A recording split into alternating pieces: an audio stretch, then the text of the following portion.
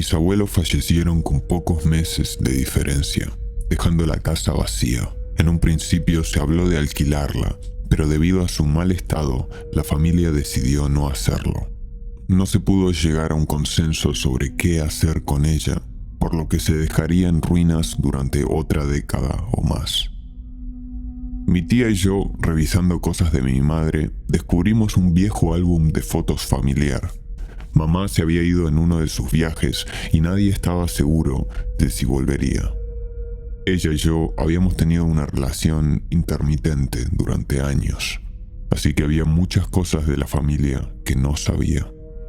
Había una foto de cuando yo era un bebé, pero en la foto no reconocí la casa frente a la que estábamos. Pregunté y mi tía me habló de la antigua casa de la familia, que había pertenecido a sus padres. Nadie había estado allí en más de una década, y ella ni siquiera estaba segura de si todavía estaba en pie. Así que después de media hora de insistir, accedió a llevarme a verla. A la mañana siguiente nos dirigimos fuera de la ciudad y a través de 30 millas de campos de maíz hasta que llegamos a un desvío que nos condujo por un largo camino de grava al llegar a la cima de la colina. Me quedé alucinado. La casa que vi ante mí, a pesar de estar en ruinas, seguía siendo impresionante. En sus mejores tiempos debió ser la casa más bonita del condado. Por lo que pude ver, hacía mucho tiempo que no pasaba por allí nadie más que algún que otro cortacésped. La pintura rosa y azul vibrante hacía tiempo que se había desvanecido de sus altas torres, y el enorme porche empezaba a caerse en algunos sitios. Antes de entrar, quise admirar todo lo que pudiera de la maravillosa fachada. Aunque la gran casa hacía tiempo que había visto sus mejores días, sabía que no había visto nada que pudiera compararse. Tal vez una de esas hermosas mansiones victorianas de San Francisco. Cuando estuve listo, subimos los escalones de hormigón y entramos por la puerta trasera. Desde el momento en que abrimos la puerta, nos sentimos abrumados por un horrible olor que provenía del interior. Asumimos que era algo normal de tener la casa sellada durante tanto tiempo y continuamos con nuestra búsqueda. Todo parecía como si lo hubieran dejado donde estaba el último día en que mi abuela vivió ahí. Casi como una cápsula del tiempo o un museo. Inclusive las luces aún funcionaban. Más tarde, descubrí que mi madre había estado pagando las facturas todos estos años y esperaba que alguien volviera a vivir allí algún día. Caminando de una habitación a otra y viendo todo el hermoso mobiliario antiguo, no podía dejar de preguntarme por qué nunca me habían hablado de esta casa, a pesar de nuestros frecuentes distanciamientos. Yo habría ayudado a mi madre a mantenerla. Me parecía una locura dejar que un lugar tan bonito se pudriera. Pero por otra parte, las extrañas maneras de ser de mi madre eran la razón principal por la cual no nos relacionábamos tanto. A medida que subíamos al segundo piso, el olor empeoraba.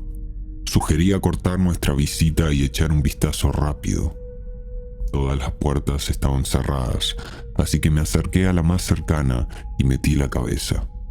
Sobre la cama yacía una hermosa y elaborada colcha de más de 100 años de antigüedad. Mi tía estaba revisando un baúl de cedro en una habitación contigua. Me uní a ella y descubrimos otro álbum de fotos mucho más antiguo, y decidimos llevárnoslo para mirarlo más tarde. Mi tía cerró la puerta detrás de nosotros y me dirigí a la última habitación. Por desgracia, cuanto más me acercaba a la puerta, más fuerte era el olor. Tenía dudas de abrir la puerta, pero pensé en el pobre animal muerto adentro y creí que merecía un buen entierro. Al abrir la puerta, el hedor me golpeó en la cara y perdí la concentración por un momento. Ante mí no había una criatura muerta del bosque, sino un ser humano. El cuerpo hinchado, ahora irreconocible, yacía acurrucado silenciosamente en la cama. Sentí que mis rodillas empezaban a doblarse, así que me aparté lo más rápido posible y salí de la habitación. Mi tía estaba confundida por mi comportamiento y metió la cabeza antes de volver a sacarla rápidamente.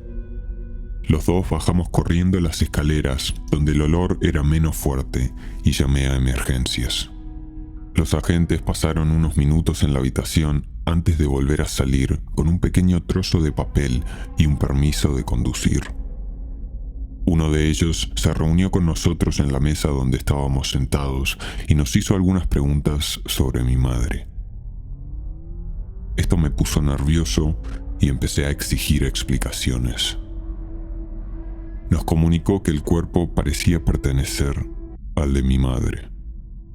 Al principio no quería creerlo, pero cuando me entregó su licencia, supe que era verdad. Mi tía y yo nos abrazamos durante mucho tiempo y lloramos. El oficial nos dio unos momentos antes de interrumpir nuevamente. Luego me preguntó si sabía por qué se había quitado la vida. Naturalmente, había supuesto que mi madre había muerto mientras dormía. Era una mujer mayor, pero la nota que me entregó lo aclaró todo. Había estado deprimida durante mucho tiempo por el hecho de nosotros estar enfrentados. Y la última vez que habíamos hablado, se dijeron algunas cosas y ella temía no poder retractarse. La mañana siguiente a nuestra discusión, decidió volver al único lugar en el que había sido feliz. Aunque dijo que no estaba segura de lo que iba a hacer en ese momento, el mal estado de la casa la puso al límite.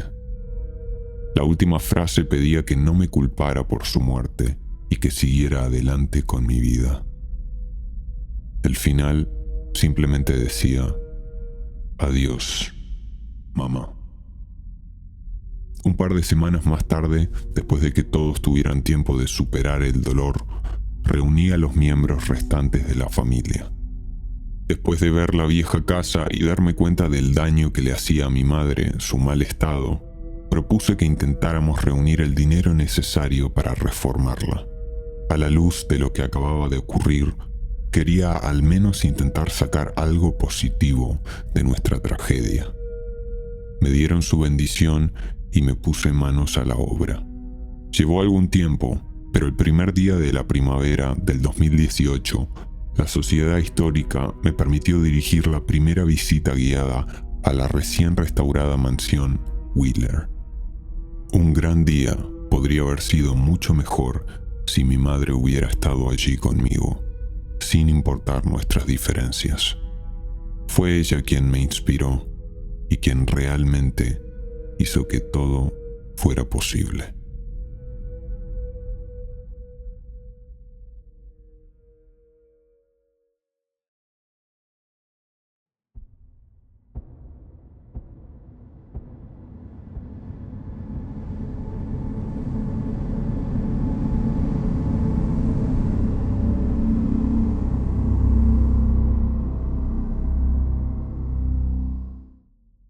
Los acontecimientos de esta historia tuvieron lugar durante el verano de mi segundo o tercer año de universidad. Recuerdo que acababa de celebrar mi cumpleaños y me estaba preparando para volver al campus en una semana. Desde que era pequeña, mi familia pasaba 10 días al año en la feria estatal. Vivíamos en una granja y llevábamos algunos de nuestros animales con nosotros para que se quedaran en los edificios que los asistentes de la feria podían recorrer durante sus visitas al recinto ferial. A menudo rotábamos quién se quedaba en la caravana y quién en los edificios con los animales. La mayoría de las veces todos volvíamos a la caravana para dormir, ya que no era lo más cómodo pasar la noche en una silla junto al establo de los animales. Tengo muchos buenos recuerdos de mi estancia en la feria. Allí conocí a algunos de mis mejores amigos y se convirtió casi en una reunión familiar. Todos los años, los adultos se quedaban con los animales durante el día y los niños podían pasear por la feria y divertirse. Por la noche nos reuníamos todos y cenábamos y disfrutábamos de muchas risas e historias alrededor de las caravanas. Dicho todo esto, tengo un recuerdo de mi estancia en la feria que me viene a la mente con mucha más frecuencia que los positivos. La feria iba a terminar en unos días y yo volvería a la universidad. Mi amiga Casey y yo estábamos tomando unas copas con nuestros padres y nos estábamos cansando bastante, probablemente por todos los granizados de vino que nos habíamos tomado durante el día. Empezamos a volver a la casa rodante de mis padres para tumbarnos y relajarnos por la noche. El paseo no fue muy largo y volvimos a la casa rodante en 5 minutos más o menos. Casey y yo hablábamos un poco sobre la universidad y sobre lo que nos hacía ilusión volver y preocupaciones comunes para el año siguiente. Lo siguiente que recuerdo es despertarme pensando que había oído un arañazo contra la caravana. Casey estaba roncando muy fuerte, así que supuse que tal vez eso era lo que me había despertado. Cerré los ojos intentando volver a dormirme, y cuando empecé a dormitar, escuché algo de nuevo. Esta vez sonaba como un susurro o murmullo muy tranquilo. Mis ojos se abrieron de golpe preguntándose si se trataba de nuestros padres que regresaban o si solo estaba escuchando cosas. Las ventanas de la caravana no solían estar abiertas, pero yo solía pedirle a mi padre que las abriera durante el día por si hacía mucho calor. Calmé mi respiración para intentar concentrarme en qué se estaba diciendo afuera. Tras unos instantes de intensa escucha, oí a alguien justo al otro lado de la ventana, susurrando. «Tiene los ojos abiertos. Te ve. Los ve a todos». Y luego solo repetir, «Tiene los ojos abiertos». Una y otra vez, mezclando algo ligeramente diferente cada pocos segundos. La voz era tenue, como si estuviera imitando a una serpiente o susurrando en voz alta.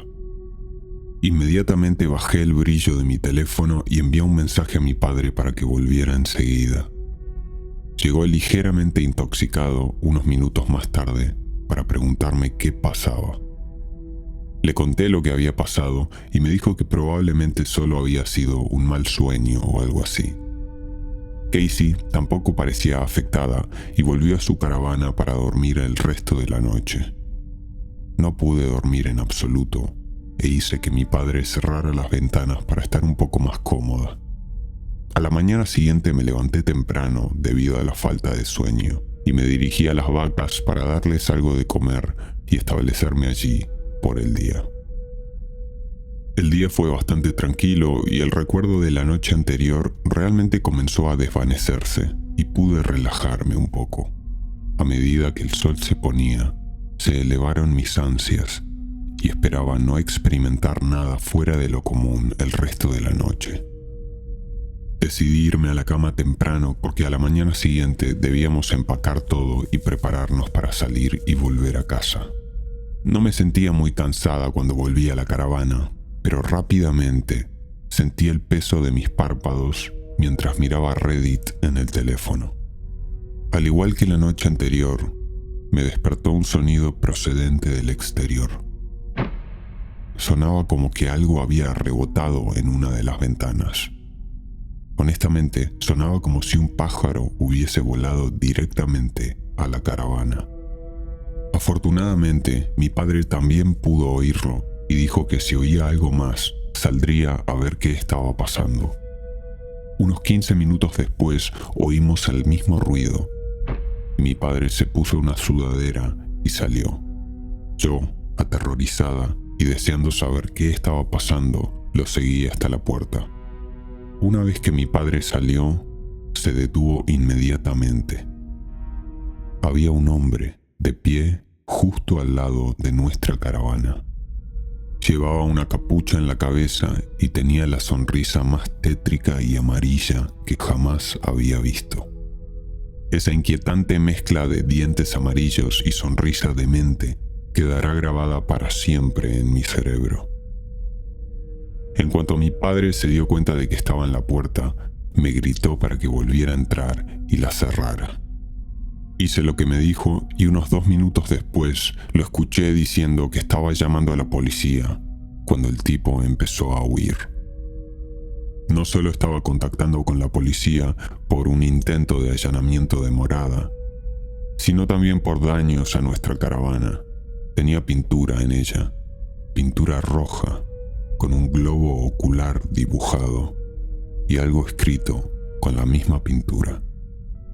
Él está aquí.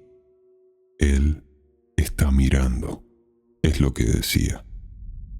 También había arañazos profundos en la parte trasera de la caravana que parecían demasiado profundos para haber sido hechos con llaves.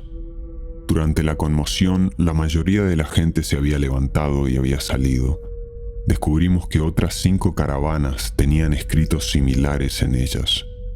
Estaban espaciados en el área de estacionamiento y aparentemente habían sido hechos al azar.